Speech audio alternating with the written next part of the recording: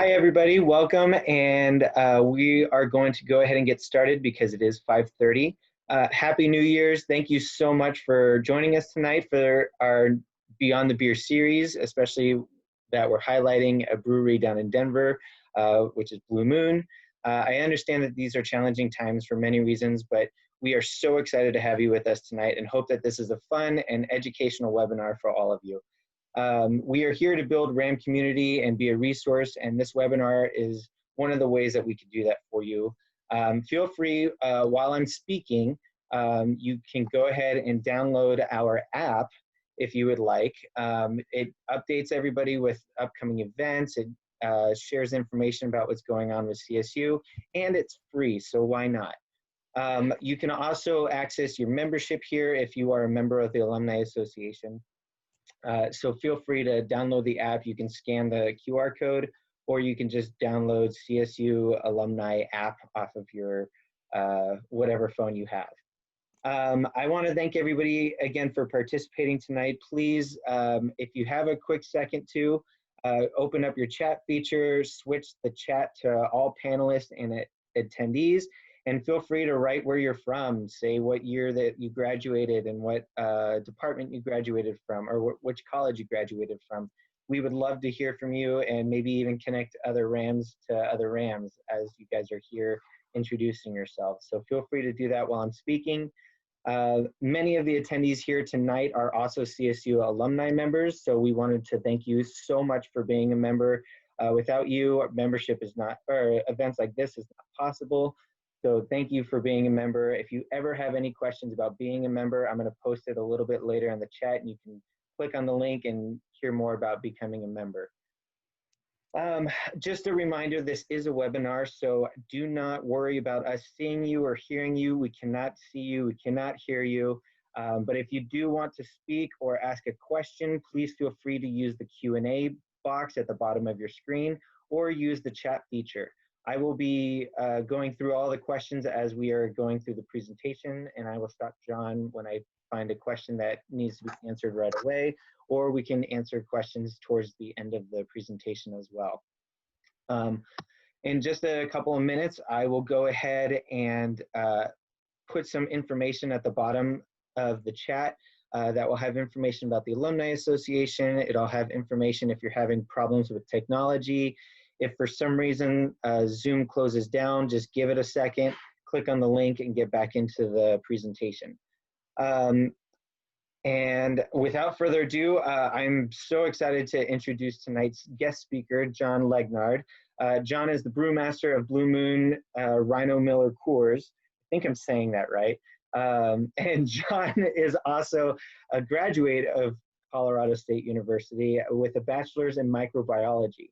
And one last thing too, John's going to talk a little bit about himself, but John is also a proud member of the Alumni Association. So without further ado, John, go ahead and take it away. All right. Well, it's tough to do a cyber cheers with everybody in different places, but hopefully everybody picked up a beer for this because it is okay to drink and Zoom, from what I've been told. Congratulations for making it through 2020 and through the first week of 2021 so far. Hopefully everybody's having a good day and a good Thursday. It's almost the weekend. I'll tell you a little bit about myself, kind of how I got to CSU, how CSU helped me get to where I am, and happy to answer brewing questions. Happy to talk to you or chat with you guys, if you've got any brewing questions or anything like that. So real quick, my name is John Legnard. I went to CSU starting in 1986. And I moved there from Connecticut. So what's crazy is I'd never been to Colorado, never set foot on campus before I decided that I was going to go to school in Fort Collins. I was going to pursue a degree. Wasn't sure what yet, kind of undeclared when I started, but I wanted to be in the veterinary medicine program. So I was a pre-vet major. I ended up with a degree in microbiology and a second major in biology in my 4.5 years there as an undergrad. And during that time, I really discovered beer. So a lot of people go to college and get sidetracked by beer and drinking, especially in Fort Collins in the 80s. And what was different with this was I had a roommate who's a CSU alum as well, Scott Artis, and he convinced me that we needed to go take this homebrewing class, which wasn't kind of, funny enough, offered on campus because we couldn't make beer on campus at the time. I find that rather ironic since now we have a whole fermentation science program. More about that later. But what was great is one of the class participants said, "Well, we could do it at my house," and it was on Lake Street, so just on the south side of campus. Another good friend of mine who I'm still friendly with was Mike Best, and he volunteered his house, and his roommate said, "Hey, we're gonna host a homebrew class at our house." So got to meet Mike, Scott and I got to brew some beer, and what was crazy was that's where I really learned, making beer was fun, but people really liked you if you brought them free beer. So I think that was the first kind of time that it really turned into, what is this beer thing going to mean for me later in life? So that was, for those of you that were around, I saw a couple of 85s on there. If you were there in the 85s, 90s, Fort Collins was kind of in the brewing infancy. And really what was great was Fort Collins was one of the first places that really adopted and kind of took hold with the craft movement. So in 1989, when I took my first homebrewing class, I joined the Fort Collins Homebrewing Club. There was a small homebrew shop just down off of College, right off of Mountain Avenue, kind of across where Coopersmith is now. And what was great is at the time, Doug Odell from Odell's Brewery was a member and really active. Jeff Liebisch from New Belgium was really active. And we had a pretty good crew of people, just, everybody there making beer, having fun, exchanging ideas, talking about recipes. We had quite a few homebrew competitions up at Laurie State Park, up above Horsetooth.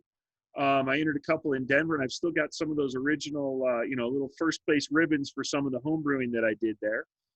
What was interesting is I met a guy along the way named Sandy Jones, and Sandy's nephew and I just happened to go to CSU together. And Sandy was trying to convince his wife that he was going to start a brewery in Fort Collins.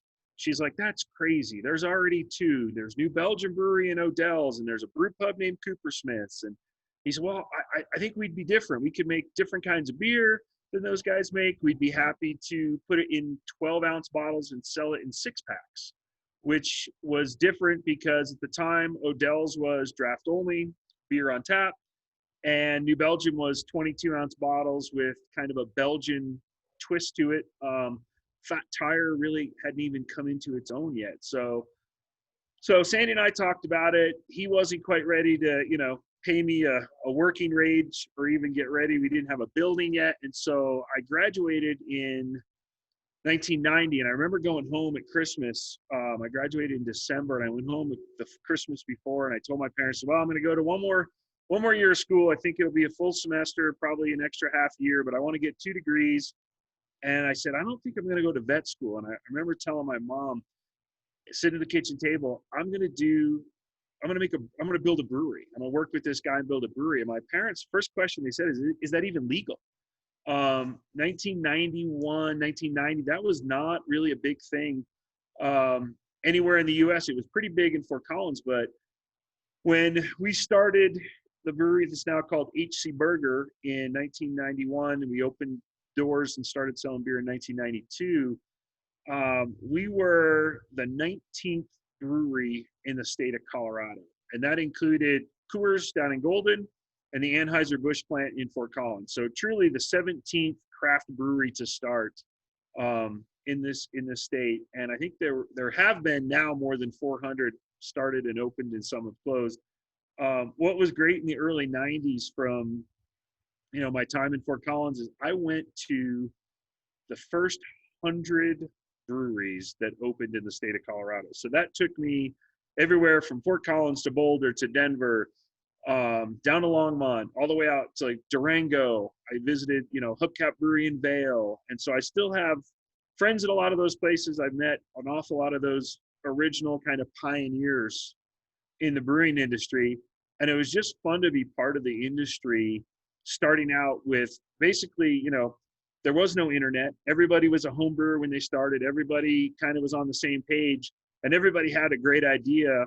Some of them were better brewers and some of them were better business people. And that's kind of what led to, the craft brewers that you see now.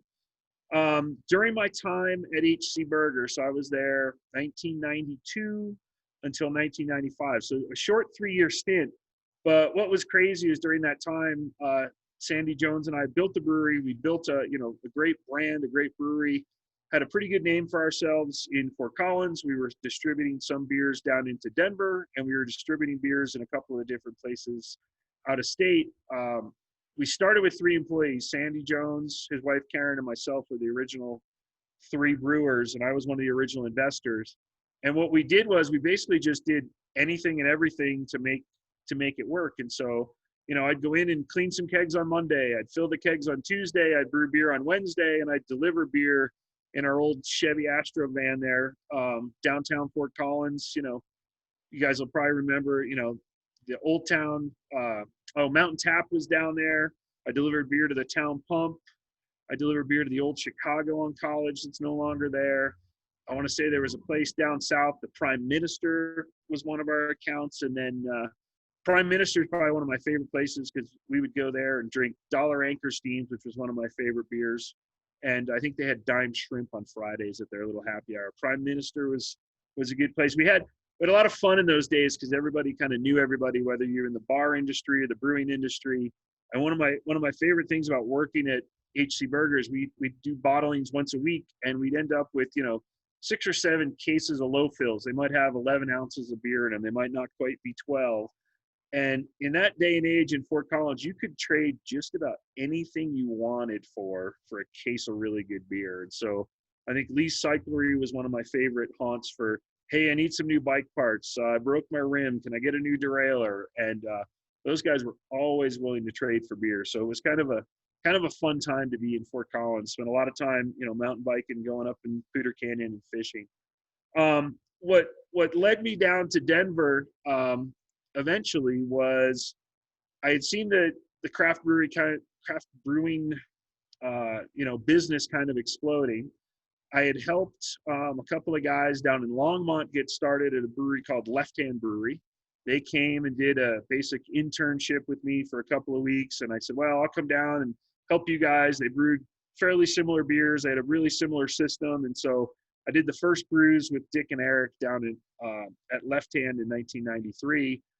And then there were more people that were starting. There was another guy opening a brewery, Adam Avery, down in Boulder. And he said, well, maybe we could, partner up. And we said, well, we're not really interested in partnering. We've got a pretty good thing going, but, we'd be happy to show you what we're doing. And, there's a lot of exchange of information because the internet, it just wasn't there. And then another guy that I'm still friends with who started a brewery in Denver, you may have heard of Brian Dunn from Great Divide. He's actually another CSU grad. And he had me come down and we brewed the very first batches of beer at his place on 22nd and Arapahoe. And I remember in 1994 driving by, and there was this big building going up. He's like, oh, that's where the baseball stadium is going to be, Coors Field. So I was like, oh, man, you got a sweet location. You're right downtown. It's pretty close to the baseball stadium. Little did I know, a mere, I want to say 9 months later, I had answered an ad in the newspaper, Denver Post, because there was no online job at that point. But it was for a brewmaster wanted, and it was very kind of a really ambiguous, not very well defined, but it said brewmaster wanted, 10 to 30 barrel brewery. Send your resume to this anonymous post office box. And I remember thinking that was really strange. There was no rhyme or reason to it. I didn't know who was looking for a brewer, but at the time, my girlfriend, who was somebody I met at CSU up in Fort Collins, was living down in Denver. And I said, well, maybe I'll just, go down to Denver, check out the beer scene down there. There's an awful lot going on. And so I applied, and lo and behold, the job was for the Sandlot Brewery, which for those of you that have been to the Rockies games and seen the corner right field there, Coors Brewing Company decided that if inside Coors Field, they were going to need a brewery. And so I had inadvertently, unbeknownst to me, applied for a job with Coors. And it was interesting because they had a ton of people that were really, really passionate about beer in the Golden Brewery. That's the only brewery they had at the time. And they really know their stuff about packaging, and they really know their stuff about beer. They didn't know how to do small. And so what turned out to be kind of a blessing in disguise for me was I accepted the job at Coors Field. Spring of 1995, we finished building the brewery. We built the brewery, and opening day for Coors Field came, and I learned an awful lot about how many people love baseball and how many people love beer in that summer of 95. To this point, it is the only brewery I've ever been a part of that has opened up on schedule and on time. Every other brewery is at least 3 to 6, 9 months, a year down the road. They can't get their funding together. This was well funded. It was put together by Coors, and we had basically an immovable opening day with the inaugural Rockies game at Coors Field. So March of 1995, we opened, and it was probably the best place you could work in Denver at the time in terms of a brewery. We had, all the big backing of Coors, but they basically said, we don't care what you guys do down there, just make really good beer. And so that was kind of fun for us because that summer of 95, we were brewing beer nonstop, 5, 6, 7 days a week down there. Every day was a new adventure. There was always something going on. And what happened in 1995 in that summer is probably nothing less than magical is the only way I can describe it. There's a gentleman at the Coors Brewery named Keith Villa, who had just come back in 1994 from a 4-year stint in Belgium. He was getting his PhD in fermentation, specifically in diacetyl production from the University of Brussels in Belgium. And it was a project that Coors had sent this young guy, Keith, to spend time over there, get his PhD, learn about diacetyl, learn about yeast health, and bring all his knowledge back to Golden and kind of help them run the Coors Brewery. What they didn't know was going to happen was the Belgian beer culture is pretty well entrenched. Most of you are probably familiar with how great things are in Belgium when it comes to beer, the styles, the glassware, the history, the brewing provenance. I mean, there's breweries that have been brewing there since the 1300s. Keith brought a style of beer back with him that he really loved. And it was kind of in its infancy here in the US in 94, 95. There was a beer called Hogarten, which had been brewed in a small town. And it was a brand that wasn't doing well, but it was very light and crisp. And Keith saw that as, I think I can do something with that. Maybe we can brew some of this for Coors, and maybe we can sell a brand, a Belgian style wheat beer. What he didn't know was we would test market that beer at Coors Field in the summer of 1995, July and August. And the other fellow that worked with me, Tom Hale, who also went to CSU for a short time, he and I were home. He was a home brewer. He came to work with me, and he and I worked with Keith, and we came up with a recipe.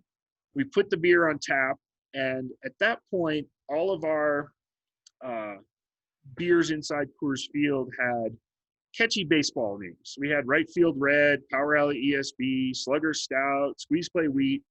And so on a whim, we just said, it's a Belgian style wit. How about we call it Belly Slide Belgian White?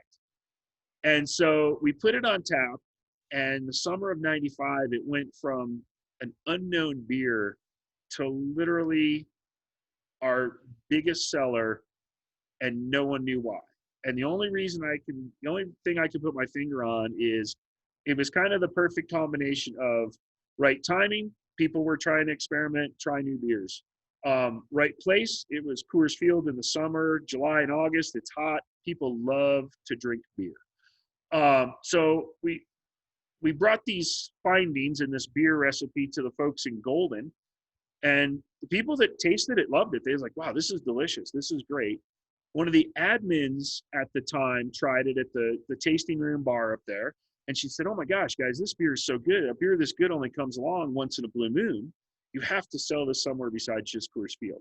And so that's kind of where the impetus came from, the perfect storm of this is a great beer. This is a cool name. How do we sell this nationwide? And what's funny is the Coors family at the time, Bill Coors, Pete Coors, and some of the other execs, they hated it.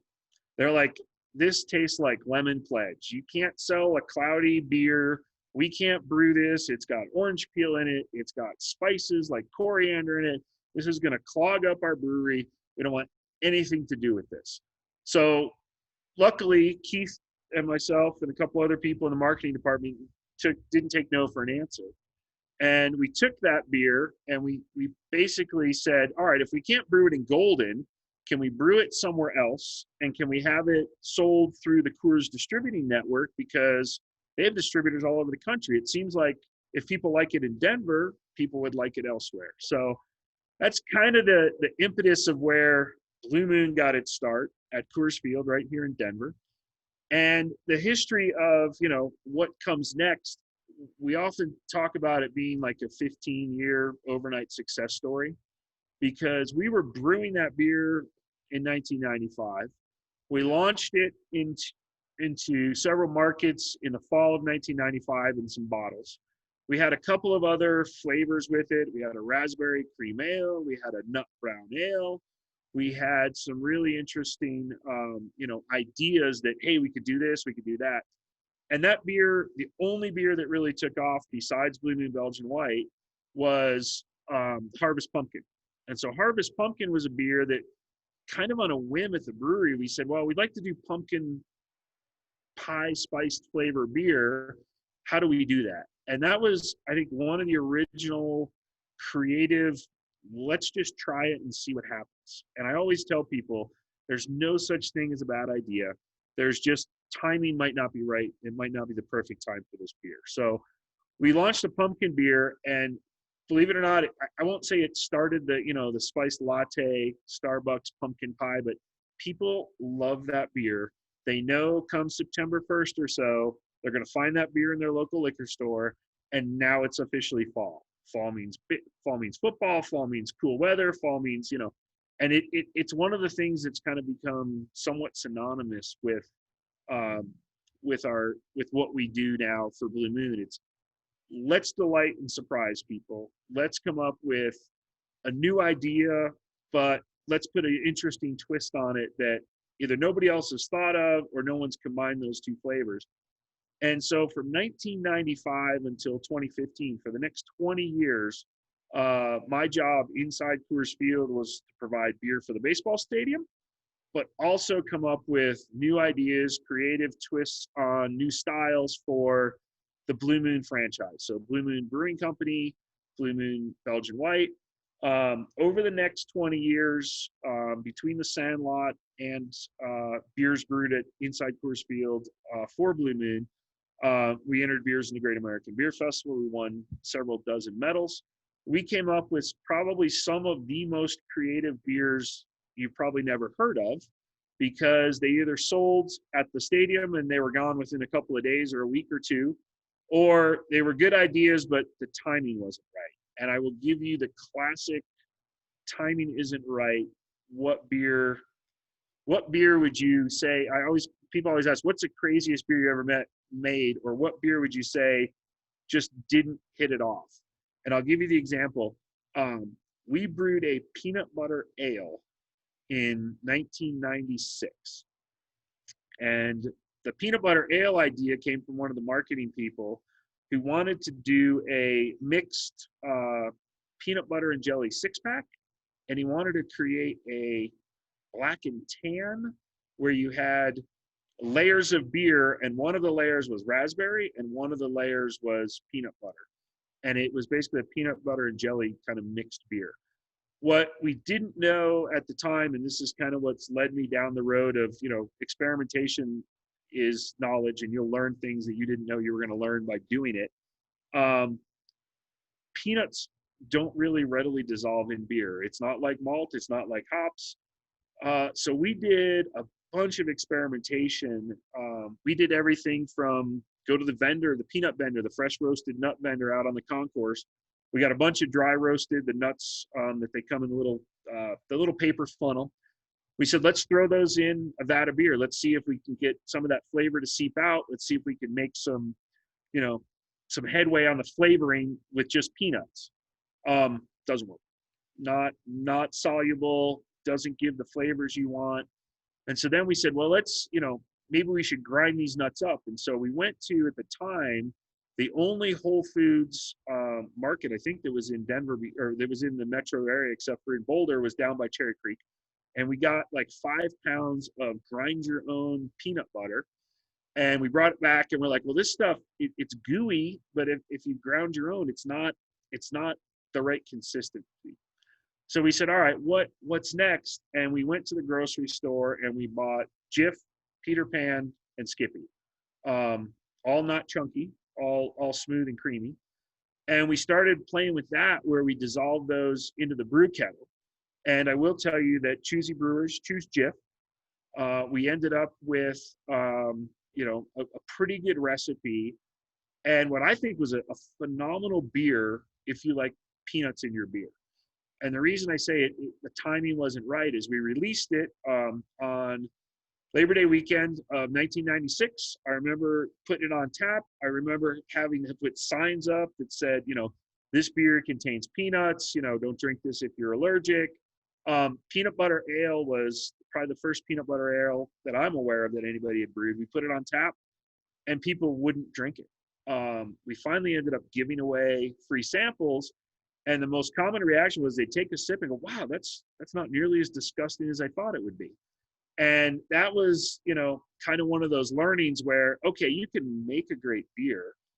You can get it to the people, but if they're not ready for it, they're just not ready for it. And so we shelved that one, we put that one away, and then, we had a big, long discussion about peanut allergies. We had a big, long discussion about, what cleaning regime would we have to put in if we were going to market this. And we basically came to the conclusion that we could clean all of our stainless steel vessels. We could get everything clean to where there was no peanut residue left anywhere, but it wasn't worth the risk, and it wasn't worth the label that everything would have to be produced in a facility that may contain nuts.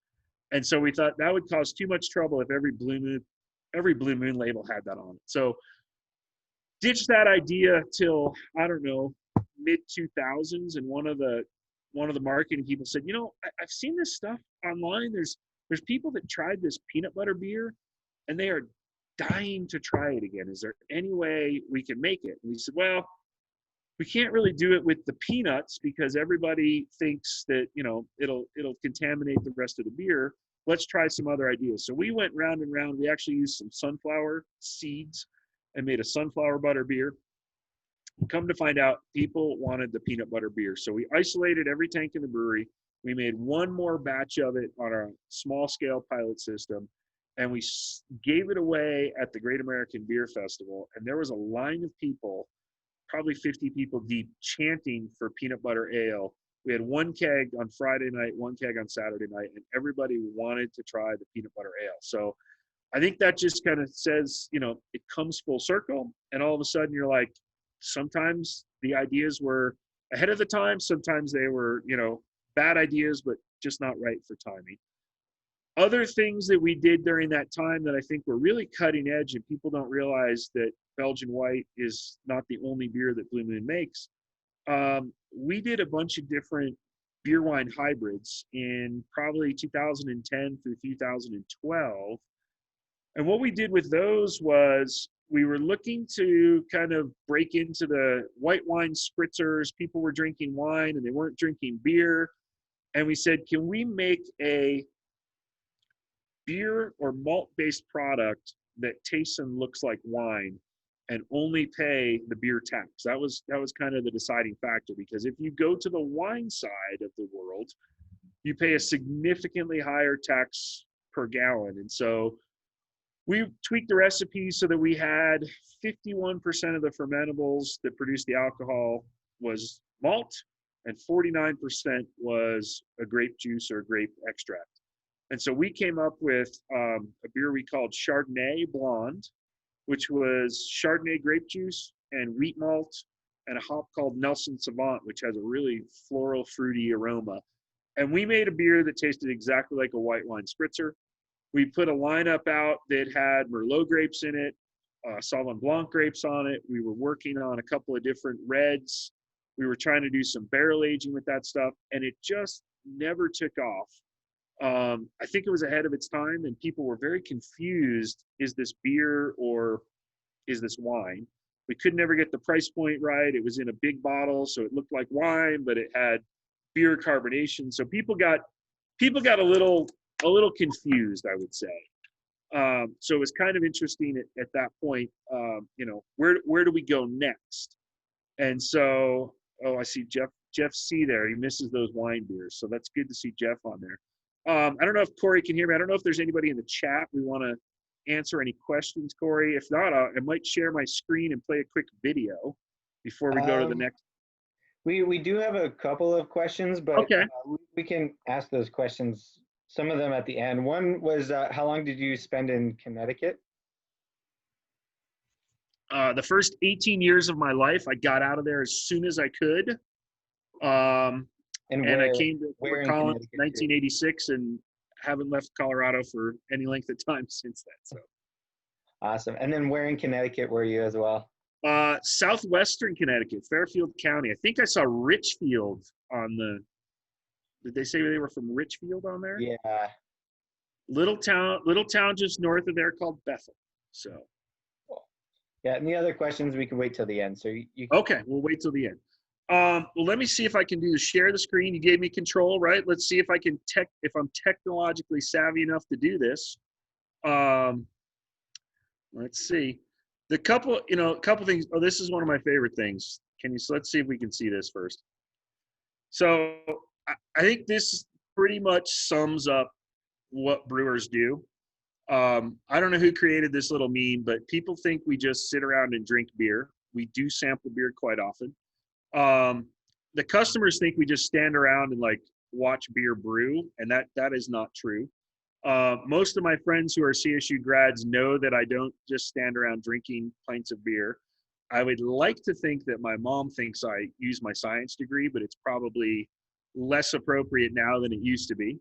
I'm not sure I think I'm that sophisticated to be like a wine sommelier, but I would say that what I really do is probably in that bottom right corner on my screen, which is everything that needs to happen so that the beer can get brewed and people can have a pint of beer when they come here. And the reason I say that is there is no such thing as a typical day. And I would say there's no such thing as a typical day at Blue Moon.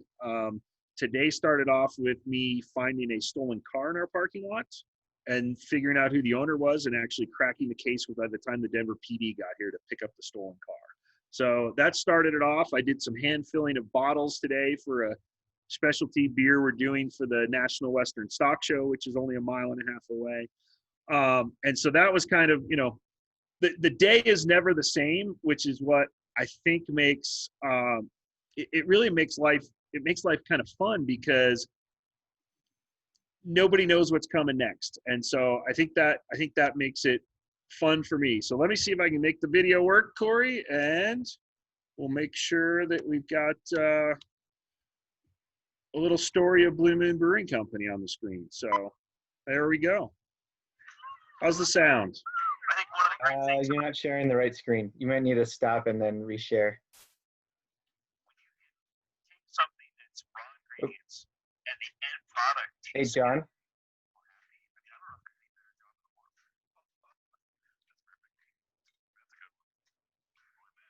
John, we can't see your screen. Oh, yes.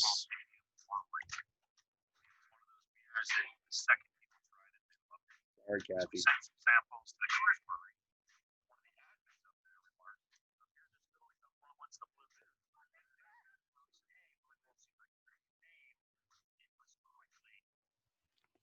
Try it again. No, John, we can't see your screen. Something that's raw ingredients and the end product tastes good. That's a good one. There you go. That's perfect. There we go. All right. I think one of the great things about beer is it's been bringing people together for centuries. When you can take something that's raw ingredients and the end product tastes good and makes people happy, I mean, I don't know if there's any better job in the world. That's perfect. That's a good one. Blue Moon started in a 10-barrel basement of a baseball stadium brewery. It was one of those beers that the second people tried it, they loved it. So we sent some samples to the Coors Brewery. One of the admins up there remarked a beer this good only comes along once in a blue moon. That makes sense. We said, hey, Blue Moon seems like a pretty good name. It was quickly a #1 seller. But we're not resting on what we did 25 years ago. We're constantly innovating. In the summer of 2016, we built the Rhino Brewery for Blue Moon. It's basically a playground for brewers. We're always being creative. We're always coming up with new beers. And I think that's what Blue Moon is. It's a license to try something different. Cheers to that. And it's a license to be experimental. All right. Sorry that got messed up there, but I think we're back to. Oh, Corey's got me. There we go. All right. Hopefully I'm back. Let's see. Corey, You're back. You're good to go. All right, there we go. Yeah, so I think what that video hopefully shows those that haven't been here to the Rhino Brewery.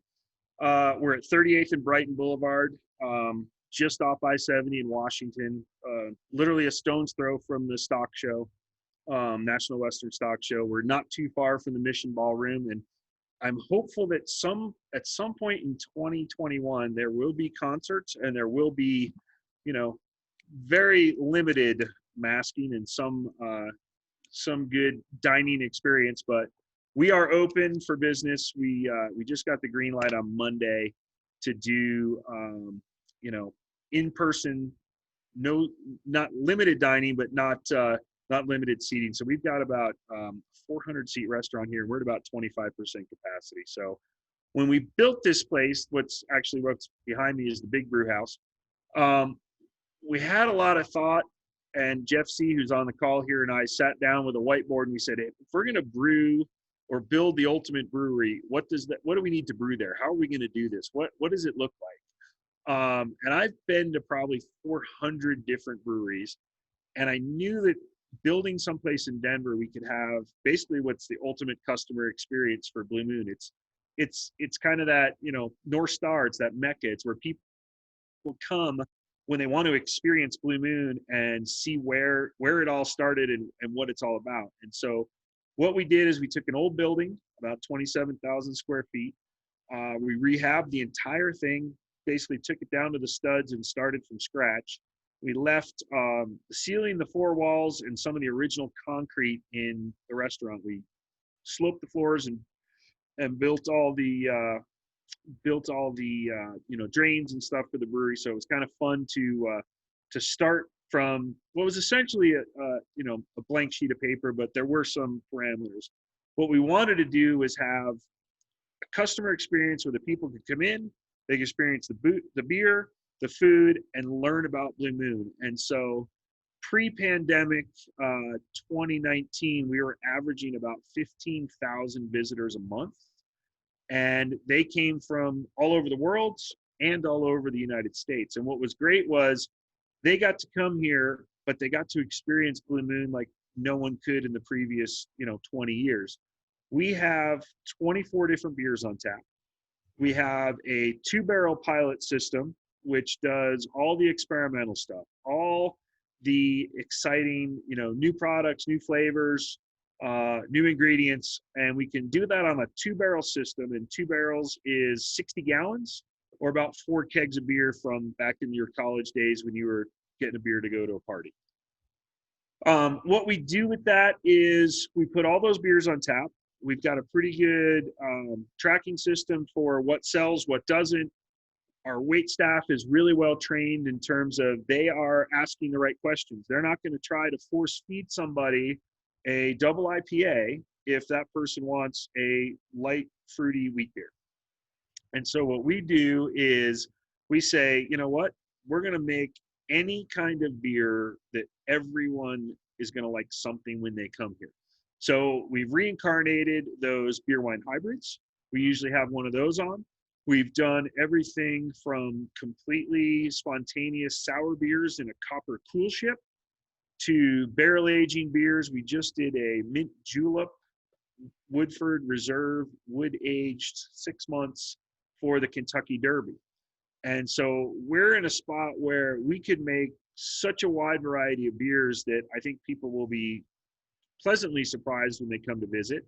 And I think one of the things that people don't realize about Blue Moon is we'll make anything as long as we can sell it and as long as we're making people happy. And I think the prime example of that was the 2020 Great American Beer Festival was a virtual event. There was no in-person, there was no beer hall, there was no pretzel necklaces, there was no cheering when glasses were dropped. It was really, really sad. I've been to a lot of GABFs, and it was kind of disheartening to know that you weren't going to get to see your friends, you weren't going to get to go to try some of these great beers from all over the country, that this is the only time you get to try them. But what came out of that was we entered a beer in the Great American Beer Festival called Moon Haze.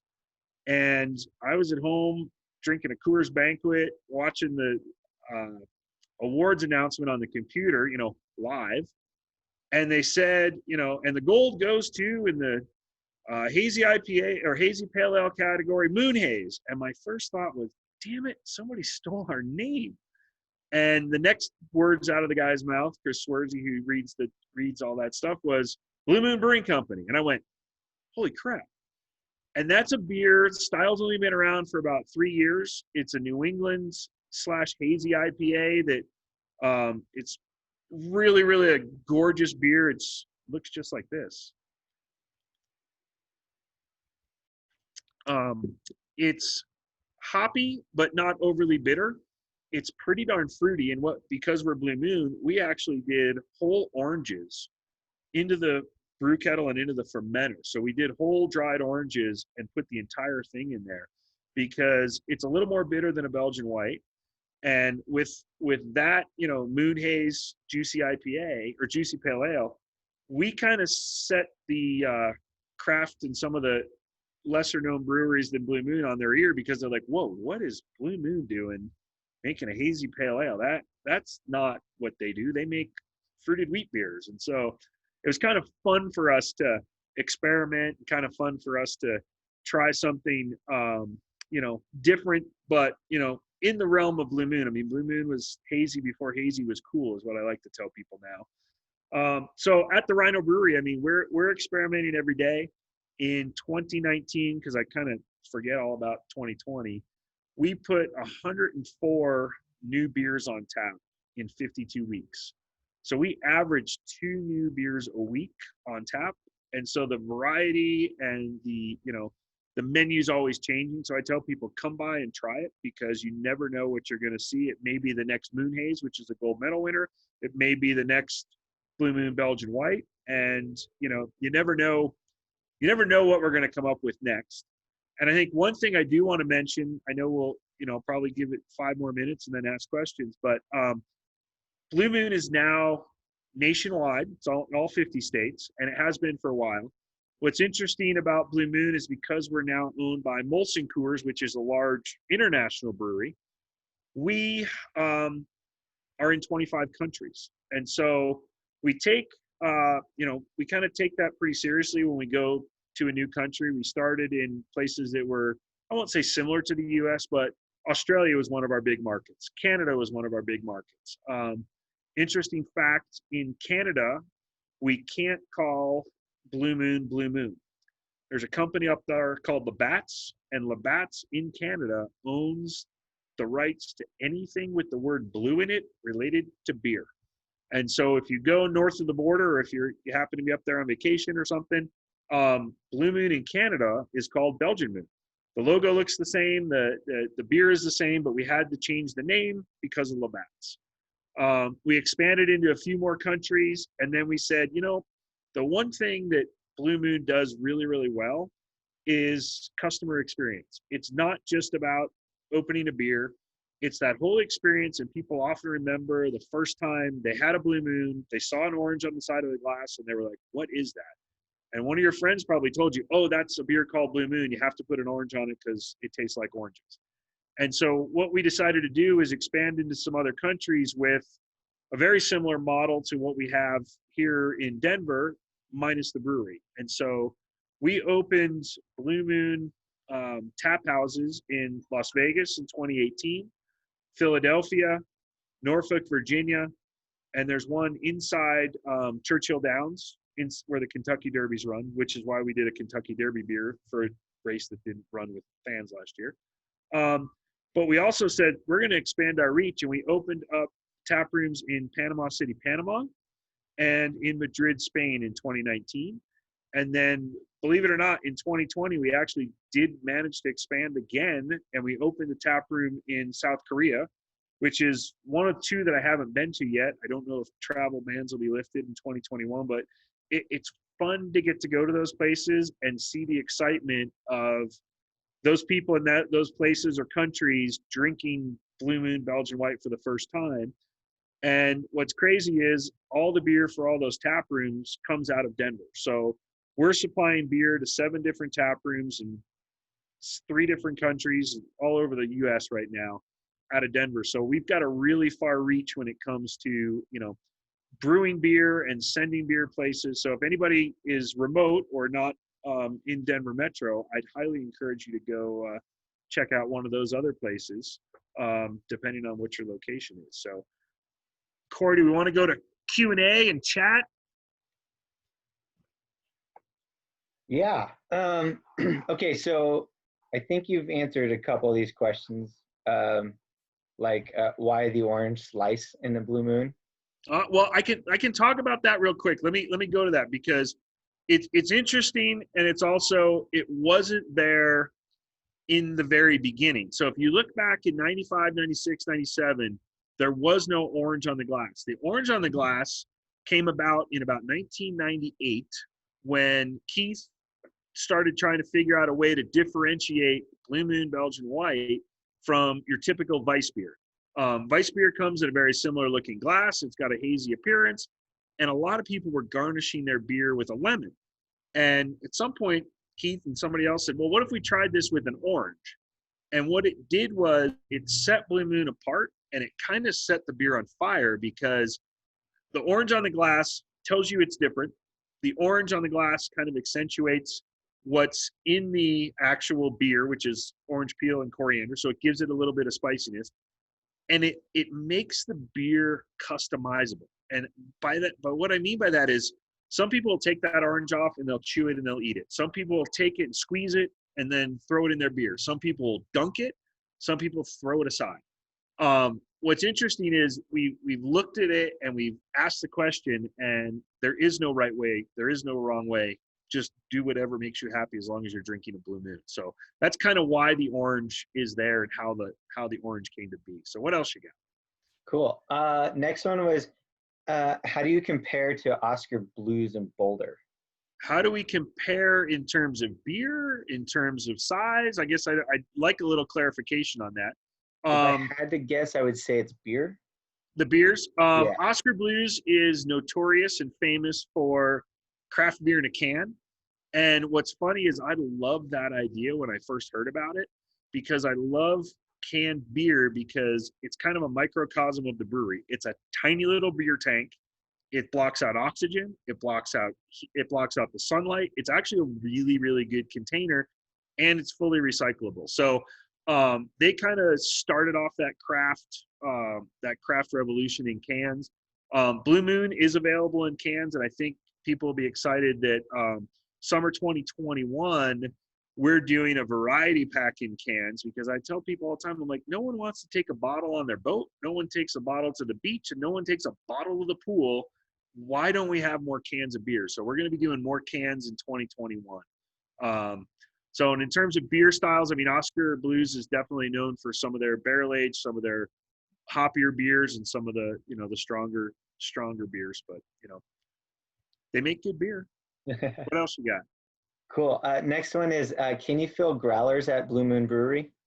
Excellent question. So 2 things. Of the 24 beers on tap, you can get a growler of any one of them. I know we have like half-price growlers on Wednesdays, and we will fill any growler you bring in. We have growlers of our own that are 32 ounce or 64 ounce, so a quart or a half gallon. And then we're working on a crowler machine where we will can 16-ounce beers to go in either single serve or 4-packs. The bartenders are going to be working on that. We did do some limited edition runs because we were getting hammered with people that wanted moon haze, and that's backwards probably on the screen. So we did a real quick run. We did a couple thousand moon haze cans right after we won the GABF medal. And so those are available for purchase. And then the other one we did, because we didn't have the Kentucky Derby, we did this mint julep can. And I will tell you, this mint julep can right here, it's a 16-ounce can, but it's got 3.3 beers per can if you want to measure the alcohol level. So it's north of 10%, and it's going to last probably a couple of years in that can. So we're good for the next Kentucky Derby if you want to stock up for the running in May. So what else? Let's see. Next question I have: what is your favorite beer with Blue Moon, and then what is your favorite type or style of beer? Okay. Favorite beer with Blue Moon, man. That is a tough one. I don't know who asked the question, but I usually ask the question back. If you have kids, which one is your favorite? And the answer is all of them are the favorite, but there are different days that you like them more than others. It's true. I mean, that's just the only way I can describe it. I think probably one of the best beers we've ever made that I'm probably really absolutely love is we were working on a project where we were doing a high alcohol series of beers. So we had this whole art series where we had classic art, and then we had graffiti, which was like bigger and bolder. And we brewed a beer, a cherry imperial wheat, and we got sick of writing cherry imperial wheat on our little brew logs and on it. So we kind of shortened it or abbreviated CH for cherry imperial, and we were like, the chimp. We made a joke about it. Well, lo and behold, chimp became the name of the beer, and it ended up on the label, the story of how we called it chimp. But it led us down a path of this cherry imperial wheat ale, which is about 9.5% alcohol, had both red, sweet, and a tart black cherry in it. And it was delicious. We decided that we would take it and age it in some Stranahan's whiskey barrels. And we basically made a beer we called Barrel of Monkeys. And when you drank it and tasted it, it tasted like a Manhattan. It tasted like a cocktail. That's probably one of my all-time favorites. My favorite style, believe it or not, I always tell people, if you go to a big brewery, go to a small brewery, try the lightest beer they have on tap. Try the beer that has the least ingredients in it. And so, like right now, we have a beer on. It's called Helles of a Year for 2020, and it's a light German lager. And I always tell people, the lighter the beer, the harder it is to make. I know that sounds probably counterintuitive, but there's no place to hide. If there's any flaws in that beer, it's noticeable. So I always tell people, it's kind of like going someplace and trying, the most basic thing on the menu. If they can make that right, that the chef probably knows what they're doing. So same thing goes with beer. I love a good light lager. And what's funny is I know tons of brewers who, come to the GABF every year, and they will come try our Helles. They'll come try our Pilsner, and they'll come try like our Marzen or Oktoberfest if it's on. Because they're like, I'm sick of these giant hop bombs. I'm sick of these super overhopped, barrel-aged, super high alcohol. Just give me a beer. And there's just something about trying a beer that's good and clean and crisp. It's all the ingredients. It's malt, it's hops, it's water, it's yeast. And that's all you taste. So I love those kind of beers probably most of all, I would say. Cool.